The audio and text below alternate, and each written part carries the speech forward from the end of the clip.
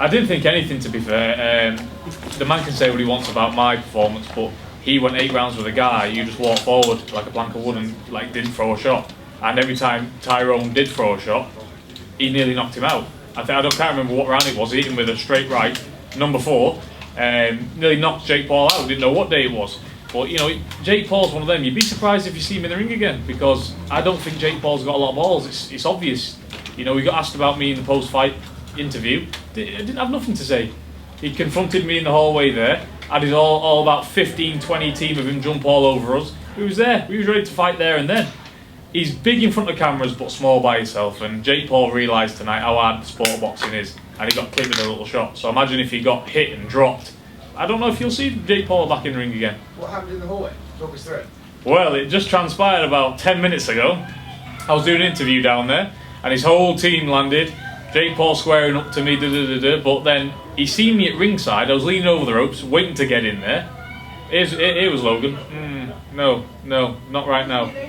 They ain't fighters. I've said this from word 1.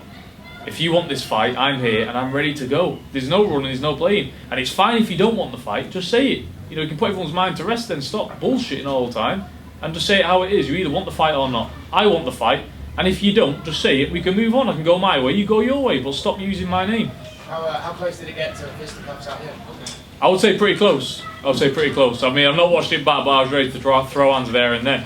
This man's all in front of the cameras, but he doesn't understand that me and my team will go now. We don't care about how many years are you. We'll get stuck in. So he can count his blessings in the hallway, really. Who broke it up? Hey? Who broke it up? 40 of his security team broke it up because the man can't fight. He can't fight at all. Imagine him on a street fight, please. It won't last 2 seconds. If he had no security team there with him, he wouldn't have walked straight past me.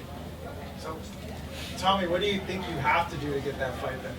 It's not a case of what I have to do to get the fight. I'm not begging and pleading for the fight. I'm hit. I didn't ask to be on this undercard. They put me on the undercard, and they've obviously not done it for the good of my health. They've put me on this undercard for a reason. Now I was very accepted by the American audience, as you all, could see when I was walking out. It was like I was walking out in Manchester. I'm not begging and pleading for this fight. I'm just a fighting man who will fight in the ring against anybody. And Jake Paul just happens to be calling my name an awful lot. But I'm here, I've done my part tonight, he's done his part tonight. Why not make it next? It's the fight, it's on the tip of everyone's tongue. Nobody wants to see him fight another MMA kid. Why not come against a pro boxer?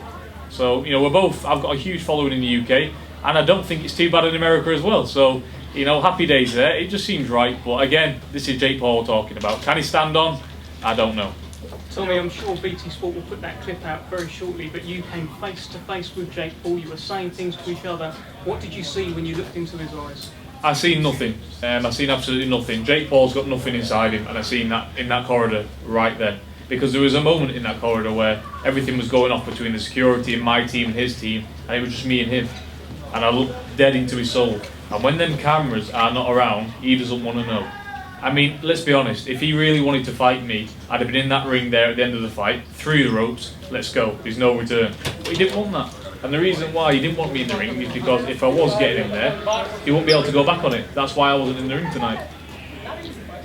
What did you think of your performance tonight? Were you disappointed at all in not getting the finish? My performance was, honestly, dog shit. Now I'm a realist. I don't beat around the bush. I say it how it is, and I always will say it how it is. Win, lose or draw, you will always see an honest, answer from myself. I didn't rate my performance tonight at all, and that's just period. But this is the sport of boxing. We have good days and bad days. I got the win, and that's all that matters in the fight. You come out with a W, and we're 7-0 now, and we're just going to keep on pushing forward, like I said before, slowly but surely. We're going to get the right fights at the right time, and just enjoy it, because my career ambitions are a lot different, to Jake Paul's. That's why you can't relate us in the same sentence, because I've got ambitions of, being a world champion and being remembered, doing this as my whole life. Jake Paul's in this to make a few quid and a bit more fame, and another bit to add to his content creation or whatever he wants to do. I'm a fighting man, and that's the difference between me and him. Oh, time for one more question, guys. Right here. Tommy, overall, what did you feel like it showed what level Jake's at this point, this fight? I think tonight we all saw Jake Paul clearly didn't know how hard boxing was. He took one good right hand in the ear, stumbled back, went through the ropes, and he thought, oh God, it's a bit of an art game this, isn't it? I'll stick to the YouTubing business. I think that's what you're seeing tonight. You know, he took one good shot in a boxing ring and he crumbled. And if Tyron would have pressed on a little bit more through them rounds, Jake Paul would have been out there. Now, this is probably why you won't see me and him next, because if he did that with me in there, I'd have swarmed all over him, hands up round me ear, straight to him, take everything that he's got on the arms and gloves, and I'd wear him down and smash him to pieces. But that's why you won't see me and Jake Paul. Not through me, through him. Following up on that, Tommy, and this will be my last one on me. You said you weren't happy with your performance. Why do you feel you weren't able to take Taylor out of there tonight? You know, many things. You know, no excuses from me. That was the best camp I've ever had in my entire life. There's no excuses there. It's just a simple fact of experience, you know. Not enough fights, not enough, you know, amateur pedigree, you know. I'm learning on the road here, and I think for a 22-year-old kid to come up halfway across the world without, you know, his trainer and my dad left at home, 10 amateur fights, 7 professional fights, I don't think I'm doing too bad. And obviously that was a huge crowd. I enjoyed every single minute of it, but I think for the stage where I'm at in my career, I'm more than happy, because I'm not an Olympic gold medalist, I'm not a multi-nations champion, I'm just a normal kid with a few fights on a big stage trying to do my best. And you know, it is what it is. We got the win tonight, we'll go back and then we'll assess and we'll go forward again. That's just how this game works. Thank you guys. Thank you, Thanks, Tommy. Tommy. Appreciate it.